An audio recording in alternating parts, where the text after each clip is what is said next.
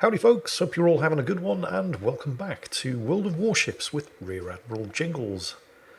Today we're going to be following the progress of ET 1996 here in the most excellent German Tier 7 battlecruiser, the Prinz Heinrich. That's easy for you to say, Gunter. So, the Prinz Heinrich, on with a very respectable main battery of 8 380mm or 15-inch guns, backed up by an equally impressive secondary array consisting of 12 150mm and another 12 88mm secondary gun batteries. She has torpedoes, she has a top speed of 28 knots, she has the hydroacoustic search consumable. What's not to like about the Prinz Heinrich? Well, it's not all good news.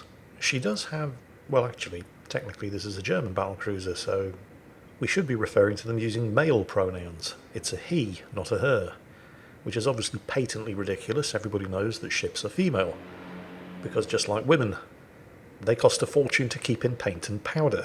So, yes, I know, I'm going to pay for that one in the comments.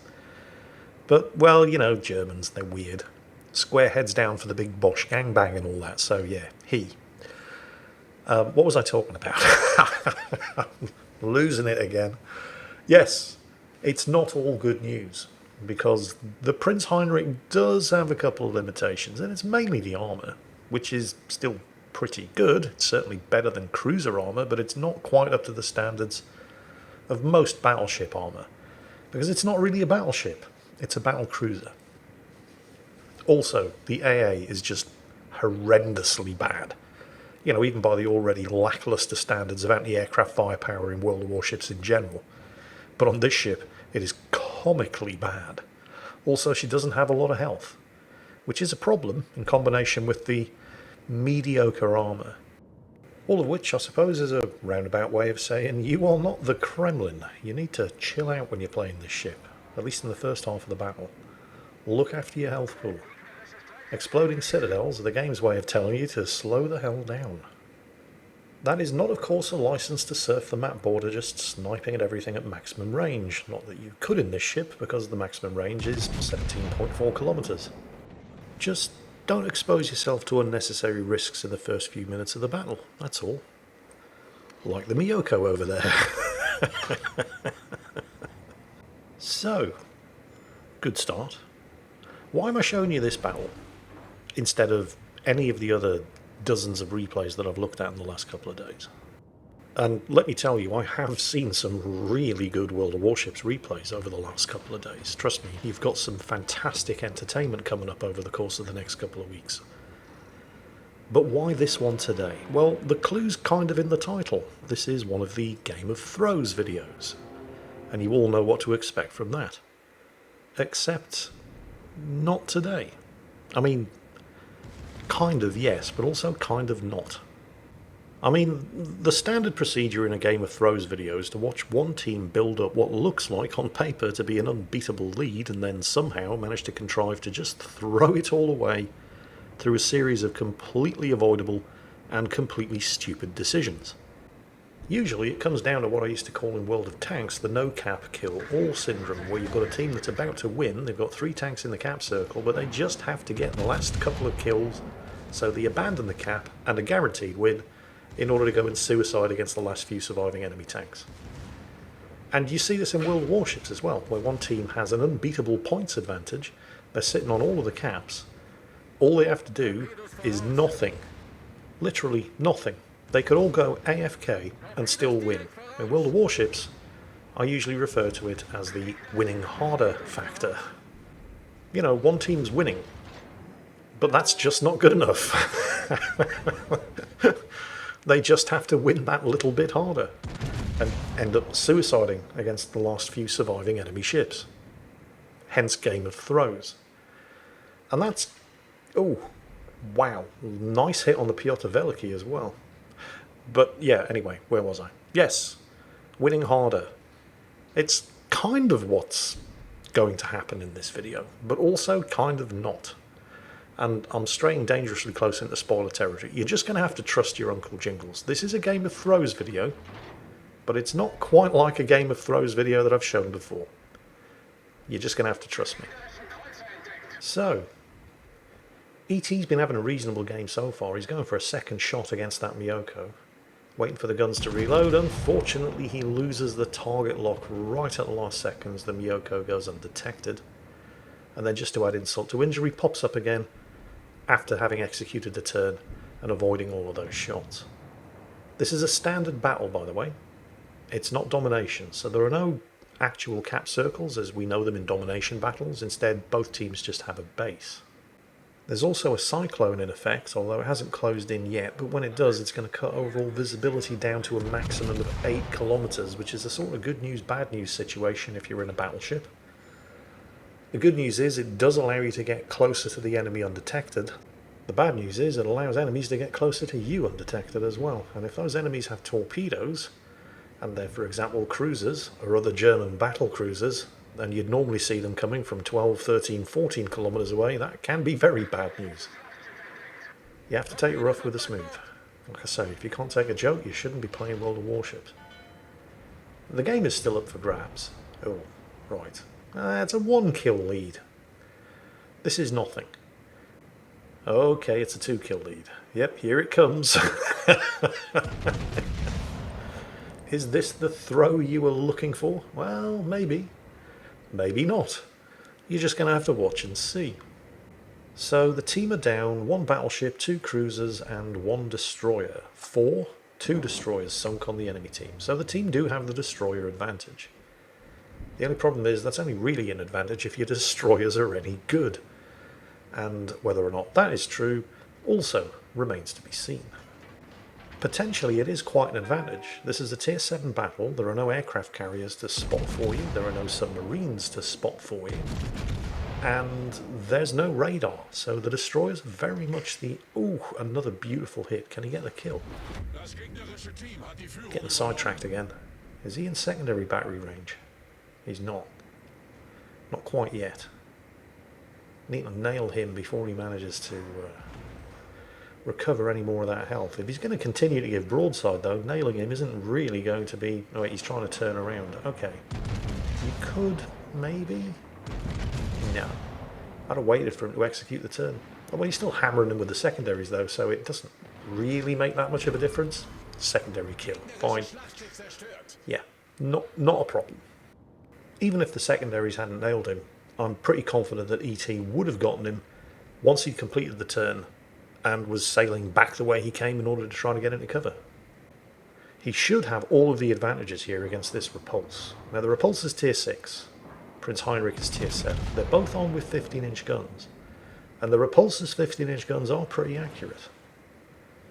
But it's only got 6 of them, and he's nose in against the Repulse. Although the Repulse's, well, he's firing high explosive. The Repulse's 15-inch armor piercing can slice right through the Prince Heinrich's bows. But he's presenting a narrow target, and the Repulse kind of has to show broadside in order to get to safety. I mean, it's not a perfect flat broadside, but the Repulse's armor is as bad as the Prince Heinrich's. And at that kind of angle, the armor piercing can do significant damage. One thing that the Repulse probably isn't aware of, although ET is turning back to the Miyoko, since why wouldn't you fire battleship armor piercing at a target like that? Ah, you were robbed. Way too much lead. But yes, the Repulse... Oh, hang on, he's going to have another go with the rear turret. Come on, do it. Do it. Yes, he's got him. Miyoko just never learned his lesson, did he? But yes. In fact, it's just happened. What I was talking about was the fact that the Cyclone was closing in. So the Repulse didn't have to present that big, long target profile almost sideways on. He could have just turned straight north, shown ET his arse, narrowed his target profile and disappeared into the Cyclone, which is in fact what happened, while ET was shooting at a far more vulnerable target. So it kind of worked out for the Repulse, whether or not the Repulse was intending for that to happen or not. And if that Repulse plays his cards right, he can make a clean escape here, because the Repulse is an incredibly fast battlecruiser. There isn't even a destroyer in this battle that can catch a repulse with its engine boost running. It can do nearly 40 knots, and with the right equipment setup it can sustain that speed for nearly 4 minutes. So if the repulse gets himself spotted now, he basically deserves to get sunk. Meanwhile, while I've been skillfully distracting your attention with talk of the repulse, just draw your eyes to the top of the screen. Yep. 300 points behind and 3 kills behind. It's all starting to go horribly pear-shaped for ET's team. However, even though ET himself can't actually see him yet because he's outside of spotting range in the Cyclone, however the hell you pronounce the name of that Swedish destroyer up ahead has just spotted the repulse. That's what those torpedoes are for, although I'm pretty sure they're probably not going to hit him. The fact that the repulse managed to get... Don't forget, with the engine boost that thing can do nearly 40 knots. Or to put it another way, 5 knots faster than the destroyer chasing him and 12 knots faster than the battleship chasing him. And in the Cyclone, he can't even be spotted further than 8 kilometers away, and he still managed to get himself detected. I mean, that's pretty impressive. What's even more impressive, though... there he is, he's just popped up. He's now in visual range. The Eendracht. The Dutch cruiser over there. Even losing as badly as ET's team already are, that Eendracht is shooting at and closing the distance on the repulse. ET still can't quite see him, he's more than 8 kilometers away. He's actually aiming using the minimap. And we did see some very impressive minimap aiming in the last World of Warships video. Sadly, that's not going to repeat itself here today. Now, just to refresh your memory, the Eendracht is the Tier 7 Dutch light cruiser. And while I have the best will in the world towards the people and the country of the Netherlands, honestly I really do, the ships in World of Warships are a bit shit. Because for some bizarre reason, Wargaming decided to balance them around the use of the airstrike consumable, rather than making the ships themselves any good. It doesn't have torpedoes. And look at what he's doing. Look at the minimap. That repulse has 15-inch guns. You're in a light cruiser. Yep. Pretty much exactly what you would expect to happen if you were in a light cruiser that was not armed with torpedoes and you closed to within 200 meters of a battle cruiser armed with 15-inch guns. The only good thing that happened out of that was that while the repulse was busy kicking the Eendracht to death, the Scania, or however the hell you pronounce it, managed to get close enough so that he couldn't possibly miss with his torpedoes. And then he missed with all of his torpedoes.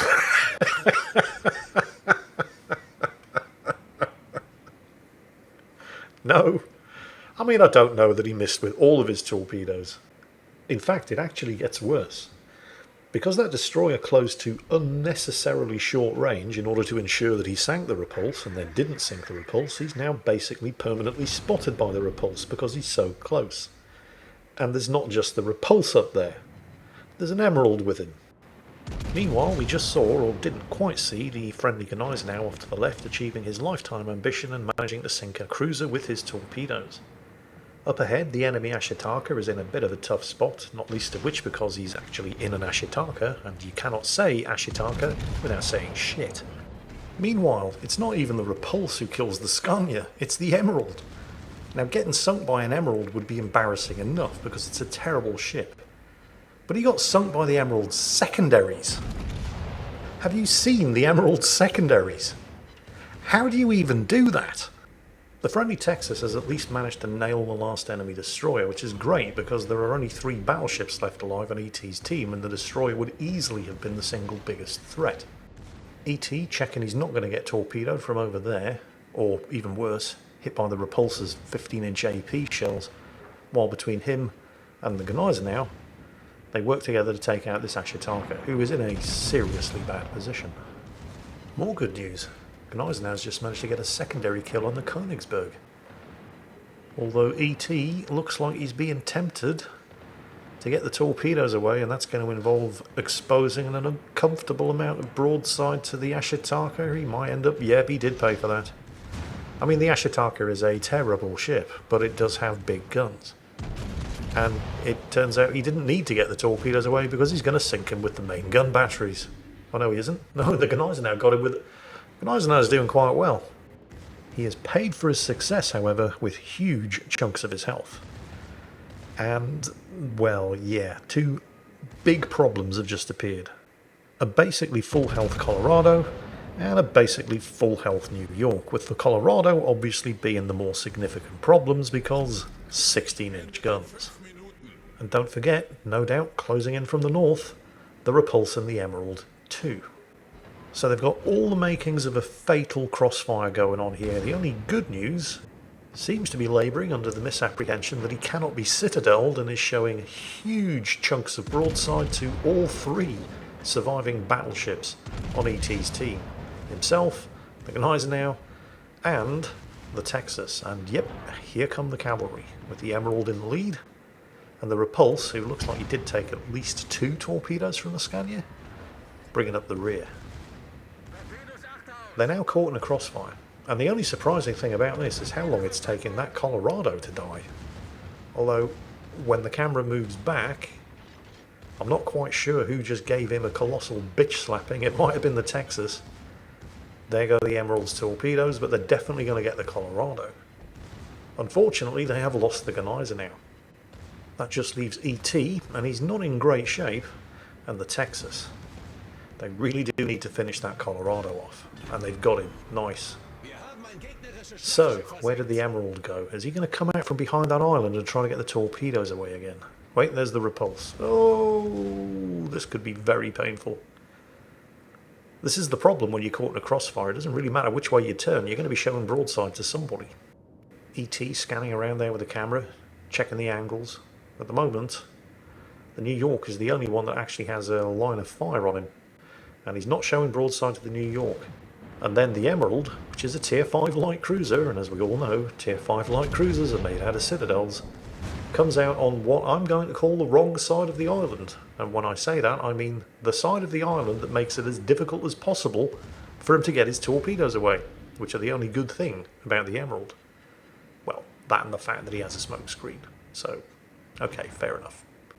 Except, the Emerald's smoking up means that ET has managed to go undetected, because the Emerald was the only one actually spotting him. So, good job, Emerald. And as we all know, smoke screens are torpedo magnets, and since you've got them, you may as well use them. ET launches his torpedoes into the smoke screen.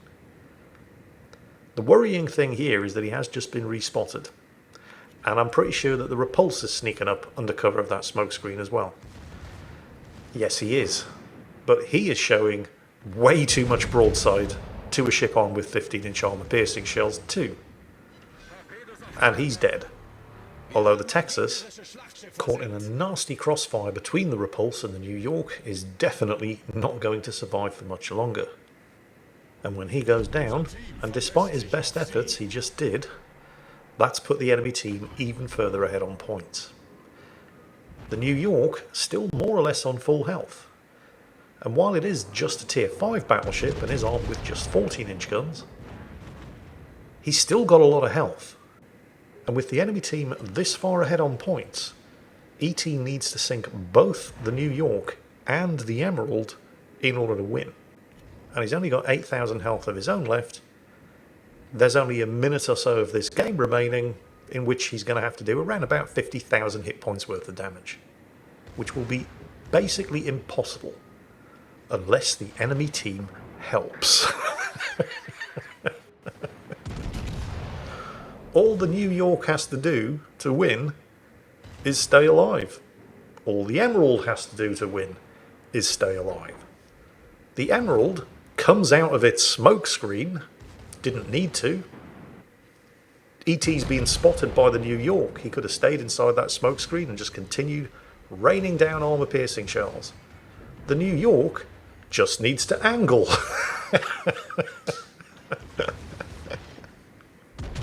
So of course he's given flat broadside for ET's 15-inch armor-piercing shells to chew into.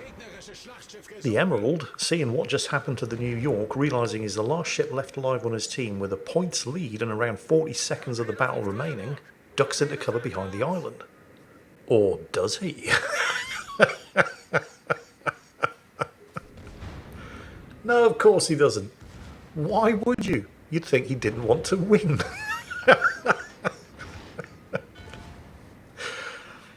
And yet, despite the enemy team working as hard as they possibly could to throw an unbeatable win, somehow, against all sense of justice, despite trying as hard as he possibly could to suicide in the last 10 seconds of the match, the Emerald manages to fail at even throwing.